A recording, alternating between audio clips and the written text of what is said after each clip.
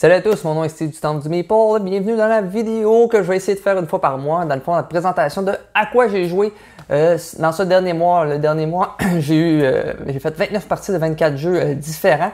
Normalement, j'en fais un petit peu plus, mais j'ai eu des petits problèmes de santé vraiment mineurs qui m'empêchaient de jouer justement. Mais j'ai découvert des nouveaux amis de jeu que j'ai invités à la maison pour pouvoir jouer à des jeux à plusieurs. Commençons immédiatement, je vais vous en présenter 10 cette fois-ci. Je vais commencer par SOS Dino, un jeu que j'ai acheté pour mon garçon de 4 ans. C'est un jeu coopératif où est-ce que vous devez déplacer des dinosaures pour aller sauver les œufs des attaques de volcans et ensuite sauver les dinosaures. Il y a aussi un placement de tuiles. J'aime beaucoup ce jeu-là puisqu'il y a une interaction avec l'enfant. Je conseille ça à 2 joueurs, c'est plus personnel. C'est dans le fond, le truc que je faisais, c'est que mon enfant choisissait où est-ce que les dinosaures allaient, mais moi je faisais le placement de tuiles. C'était très intéressant. Il y a Dune Imperium que j'ai essayé à 2 et 3 joueurs. Je vais vous expliquer, en 3 joueurs, dans le fond, c'est un jeu de deck building et de placement d'ouvriers. Dans le fond, il y a des cartes que vous allez poser, vous allez faire son action, mais en plus, la carte va vous dicter où est-ce que vous allez pouvoir faire une action avec votre ouvrier. Il y a aussi des cartes. Ceux qui ne sont pas utilisés dans votre tour, vous allez faire un effet qui est dans le bas de la carte. Donc, il y a un petit déchirement à savoir est-ce qu'on veut utiliser la carte pour son effet avec le placement d'ouvrier, avec les symboles qui sont intéressants, ou son effet passif. Donc, il y a un petit déchirement au niveau des cartes, mais il y a aussi la grosse interaction au niveau militaire au milieu, puisqu'il y a des récompenses à chaque ronde. Au début de la partie, c'est des petites récompenses qui vont nous aider beaucoup, et à la fin, ça va être des points de victoire, parce que c'est une course à 10 points de victoire. Donc, tout un intérêt peut-être de garder ces unités avant de les envoyer au combat. Quand on les envoie au combat, gagne ou perd, on perd ces unités-là. Donc, un petit aspect de savoir quand y aller pour gagner des points de victoire pour remporter la partie. Ensuite, j'ai essayé le jeu Terre d'Art de Uwe Rosenberg. C'est un jeu, dans le fond, pour exclusivement 2 joueurs, 1h30 environ, je vous dirais une partie, peut-être un petit peu moins qu'on est habitué. C'est dans le fond, vous allez construire votre ferme, tout simplement. Je n'avais pas de jeu, justement, où est-ce qu'on construit quelque chose de personnel. Il y a très peu d'interaction. C'est un placement d'ouvriers. C'est une grosse salade de points que j'aime beaucoup. Vous pouvez vous concentrer à faire de l'élevage d'animaux, soit de faire des fourrures de laine, des manteaux et de faire des livraisons, ou même de construire des bâtiments. Les bâtiments, en plus, vont vous donner des pouvoirs en cours de partie ou des bonus de points. En plus, vous pouvez augmenter l'effet des actions centrales, dans le fond. Plus que vous vous concentrez là-dessus, plus les effets de vos ouvriers vont être puissants. Ils donnent peu de points de victoire par contre lorsque vous faites ça. Donc une grosse salade de points. Je vous dirais si la rejouabilité est un petit peu moins grande puisque vous pouvez toujours faire un peu la même chose, quoique les bâtiments changent d'une partie à l'autre, mais avec différentes stratégies disponibles. On a un bon renouvellement de partie, même à être efficace, c'est assez compliqué. Ensuite, j'ai joué le 3e scénario de Destinies. Destinies, c'est un jeu, dans le fond, d'exploration que vous devez réaliser une de vos 2 destinées pour remporter la partie. C'est un jeu compétitif. Je le compare un peu comme Chronicle of Crime.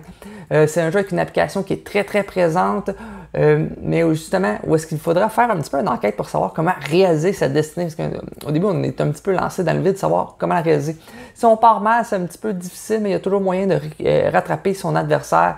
Mais justement, vu que c'est un jeu compétitif, il y a un aspect course qui est fort intéressant. C'est sûr qu'on ne fera pas... On ne verra pas toute l'histoire, mais on va la découvrir au final, qu'est-ce qui se passait vraiment. L'aspect narratif est très intéressant. J'aime mieux ça dans une application parce que je ne m'aurais pas vu tourner des pages, aller trouver le petit texte. Ah, je réalise telle action. Ah, il faut que j'aille à telle page. L'application est vraiment géniale à ce niveau. Ensuite, j'ai joué à Imperium Classic. Imperium Classic qui a quitté ma collection finalement. Puisqu'à ma 4e partie, j'ai trouvé que ça devenait un peu redondant. C'est un jeu que je ne sortirais même pas à plus que 2 joueurs parce que ça dure une éternité. Et un deck building qui dure 1h30, 1h45, je trouve ça long. Même ma conjointe trouvait ça long. Il y a beaucoup de texte aussi sur les cartes. Beaucoup de mots-clés à se souvenir, donc assez complexe. Il était assez original dans son principe que faut essayer de passer au travers de son deck le plus souvent possible pour pouvoir avoir accès à des cartes qui vous donnent de plus en plus de points. Le problème, c'est que peu importe la faction que vous avez, ils ont tous des effets différents, un petit peu des mécaniques différentes, mais au bout de la ligne, je trouvais que c'était toujours de faire le tour de son deck le plus rapidement possible, peu importe le deck et la faction que vous incarnez. Donc, j'en ai profité pendant qu'il était beaucoup recherché par le monde pour le revendre au prix que je l'ai payé, mais c'était quand même un excellent jeu à 2 joueurs et pour les amateurs de solo, c'est un solo avec beaucoup de viande autour de l'âge, beaucoup de rejouabilité. Ensuite, je suis allé dans une soirée de jeu à mon commanditaire Imaginius. J'ai essayé 2 jeux. Trek 12, c'est un petit roll and ride de Bruno Catala. Je suis pas un grand amateur de roll and write, mais je vois pourquoi il y a une certaine popularité. Il y a une manière justement il faut regrouper des chiffres identiques ou faire des séries les plus longues possibles. Dans le fond, avec vos dés, vous allez soit prendre le plus haut, soit le plus bas, les additionner, les soustraire ou les multiplier. Donc, il y a une petite manière qu'on dit qu'il y a de la chance, mais je remarque quand même qu'il y a un potentiel qui a joué plus fréquemment. Vous allez être plus efficace avec ceux-là. Je vous dirais que c'est dans les meilleurs roll and write que j'ai joué, mais je ne me suis pas laissé tenter à l'acheter. Ensuite, j'ai joué à Castle of Tuscany, qui est peut-être ma déception du mois. C'est léger, il faut vous dire ça. Si vous n'avez jamais joué un Feld, c'est un excellent Feld à commencer. Par contre, si vous avez déjà joué au Château de Bourgogne, je vois aucunement l'intérêt de jouer à ce jeu-là, qui est juste un petit peu plus aléatoire même, et qui moins de sentiments de combo et moins de sentiments que plus que la partie avance, plus que c'est le fun. J'avais plus ou moins ce sentiment-là avec justement les châteaux de Toscane. Ensuite, j'ai joué aux Architectes du Royaume de l'Ouest, mais à 6 joueurs. J'avais une soirée à 6 joueurs. J'aurais peut-être dû sortir un autre jeu. Je voulais l'essayer. Je connaissais plus ou moins tout le monde qui était autour de la table. Donc, j'ai été avec un placement d'ouvrier classique. La mécanique spéciale de ce jeu-là, c'est vous placez un ouvrier, vous récoltez la ressource. Vous placez un deuxième ouvrier, vous en obtenez deux. Donc, ça devenait de plus en plus gros les effets, plus que vous avez d'ouvriers. Souvent, il y a de l'interaction où est-ce qu'on peut mettre un ouvrier, capturer des ouvriers de vos adversaires. Dans cette partie-là, il n'y en a eu quasiment aucune. En fait, j'ai été le seul à capturer des ouvriers. Les autres ont capturé leurs propres ouvriers. Donc, c'est tombé un petit peu à plat à 6. Selon moi, ce jeu-là chaîne plus à 3-4 joueurs, justement. Ensuite, je me suis acheté Pandémie Legacy saison 1, qui est enfin de retour en stock en français. J'ai fait le premier scénario. Je vois un beau potentiel à travers ce jeu-là. J'avais ma seule expérience de Pandémie, il y avait le fameux joueur alpha autour de la table. Ça avait été complètement mauvais comme expérience. Mais ici, justement, on a un sentiment que le jeu va beaucoup évoluer. J'ai déjà une ville qui a augmenté le niveau parce qu'il y a eu des éclosions. Ça donne qu'en Asie, ça s'est plus évolué. Donc, le virus qui est rendu un petit peu fort est en Asie, un petit peu comme dans la vraie vie. Donc, j'aime beaucoup ça. Donc, on verra ce que ça donne dans les prochains scénarios. Moi, j'incarne le médecin qui est assez puissant, qui enlève tous les cubes dans une ville lorsqu'il fait cette action. Et finalement, j'ai joué à Smartphone à 5 joueurs. Que c'est délicieux ce jeu-là. C'est un jeu que j'adore toujours. C'est mon 5e jeu favori lorsque j'avais fait ma liste de mes jeux favoris.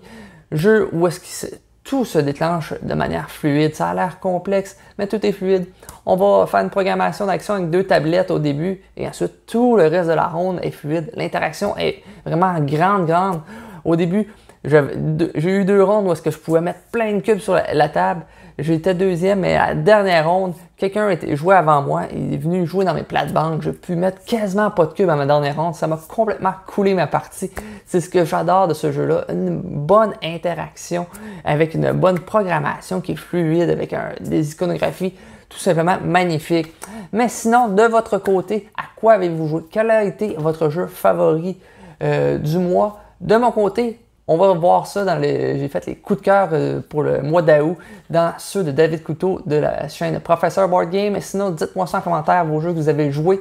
Sinon, je vous invite à laisser un petit like à cette vidéo, de vous abonner à la chaîne. Sinon, on se retrouve dans une prochaine vidéo. Ciao!